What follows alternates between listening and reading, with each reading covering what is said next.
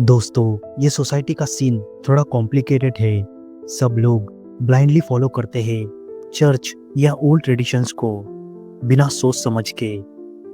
Truth का pursuit करो यार, साइंस और रीजन से दुनिया को देखो, ना कि बस पुरानी किताबों से।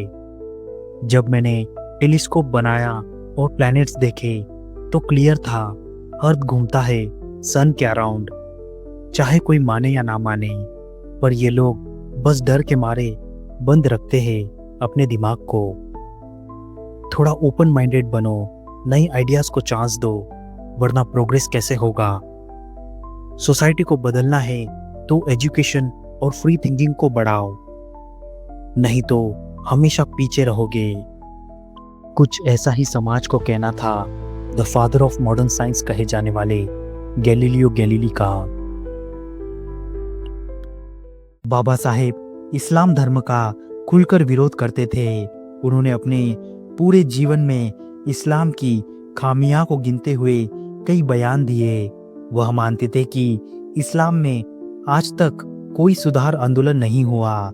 इस मामले में वह हिंदू धर्म को कुछ हद तक ठीक मानते थे। उनका कहना था कि इस्लाम अपनी बुराइयों को पीढ़ी दर पीढ़ी धोता आ रहा है, जबकि उसमें कई सुधार की गुंजाइश है। वह कहते थे कि इस्लाम धर्म के अंदर बुराइयों का होना दुखद है, लेकिन उससे भी ज्यादा दुखद यह है कि इसमें सुधार के लिए कोई संगठित आंदोलन आज तक नहीं हुआ। वह अपने धर्म की बुराइयों में सुधार तो छोड़िए, उस पर बोलने से भी बचते रहते हैं। वह मानते थे कि इस्लाम के मानने वालों की सोच में लोकतंत्र का अभाव है। वह मुस्लिम नेताओं की सोच को भी कटघरे में खड़ा करते रहे। पाकिस्तान अथवा भारत का विभाजन पुस्तक में तो बाबा साहब ने लिख दिया कि मुसलमान कभी भी मातृभूमि के भक्त नहीं हो सकते। इसके साथ ही उन्होंने कई और बातें लिखी जिसके जरिए उन्होंने मुसलमानों पर निशाना साधा था।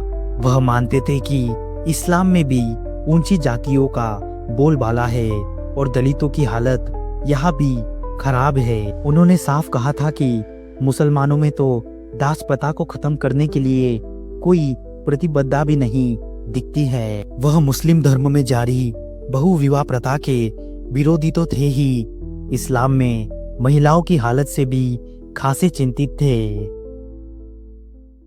सती एक पुरानी प्रथा थी जिसमें एक विधवा अपने पति के डेथ के बाद उसके चिता पे खुद को जला लेती थी।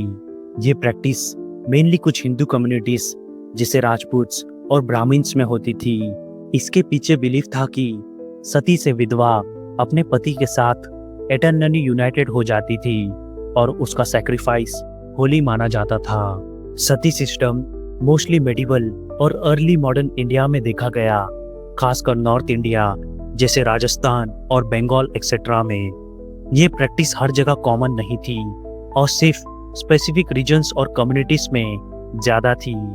सती को कुछ लोग डिवोशन और सैक्रिफाइस का सिंबल मानते थे, लेकिन बहुत सारी केसेस में विधवाओं पे सोशल प्रेशर होता था। फैमिलीज या सोसाइटी उन्हें फोर्स करते थे और विधवाओं के पास कोई चॉइस नहीं होता था। इस वजह से ये एक ऑप्रेसिव प्रैक्टिस के रूप में भी देखा जाता था। 19th सेंचुरी में ब्रिटिश कॉलोनियल गवर्नमेंट और इंडियन सोशल रिफॉर्मर्स जैसे राजा राम मोहन रॉय और महात्मा ज्योतिराव फुले ने इसके खिलाफ कैंपेन किया। 1829 में लॉर्ड विलियम बेंटिक ने बंगाल प्रेसिडेंसी में सती रेगुलेशन एक्ट पास किया, जिससे सती इलीगल हो गया। धीरे धीरे पूरे इंडिया में इसको बैन कर दिया गया। अब सती सिस्टम नहीं है और ये इलीगल है। मॉडर्न इंडिया में वुमेन्स राइट्स और इक्वलिटी के लिए लॉस और अवेयरनेस बढ़ रहे हैं। सती को अब एक आउटडेटेड और ऑप्रेसिव प्रैक्टिस के रूप में देखा जाता है।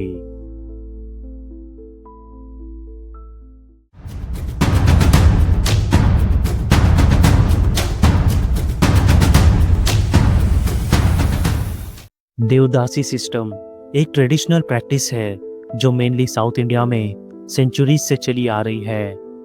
इसमें यंग गर्ल्स को टेम्पल्स के साथ डेडिकेट कर दिया जाता था, जहां उन्हें देवदासी या गॉड की सेविका बनाया जाता था।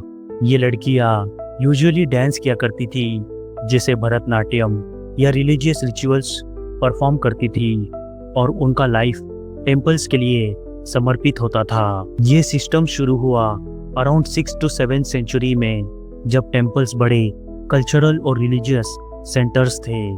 देवदासीज को हाई रिस्पेक्ट मिलता था इनिशियली, क्योंकि उनका आर्ट और सेवा सेक्रेट माना जाता था। But over time, specially medieval period में, इस सिस्टम का मिसयूज होने लगा। कुछ केसेस में कई सारी देवदासीज को एक्सप्लॉयटेशन का सामना करना पड़ा, और सिस्टम एक तरह से प्रोस्टिट्यूशन के साथ लिंक हो गया। आज के टाइम में भारत में देवदासी प्रथा ऑफिशियली बैंड है, जो कि देवदासी प्रोहिबिशन एक्ट 1947 और लेटर लॉस के कारण हुआ। लेकिन कुछ रूरल एरियाज में, स्पेशली कर्नाटका, तमिलनाडु और आंध्र प्रदेश में, ये प्रैक्टिस अब भी सीक्रेटली एग्जिस्ट करती है। अब इसको सोशल इशू के रूप में देखा जाता है, क्योंकि ये यंग गर्ल्स के राइट्स को वायलेट करता है और उन्हें एक्सप्लॉयटेशन के रिस्क में डाल देता है। देवदासी प्रथा एक टाइम पे कल्चरल प्राइड थी, पर अब ये एक डार्क रियलिटी बन चुकी है। गर्ल्स को टेम्पल के नाम पे डेडिकेट करना और उनका फ्यूचर रिस्ट्रिक्ट करना टोटली गलत है। आज एनजीओस और गवर्नमेंट इसके खिलाफ काम कर रहे हैं, बट अवेयरनेस और स्ट्रिक्ट एनफोर्समेंट अब भी जरूरी है।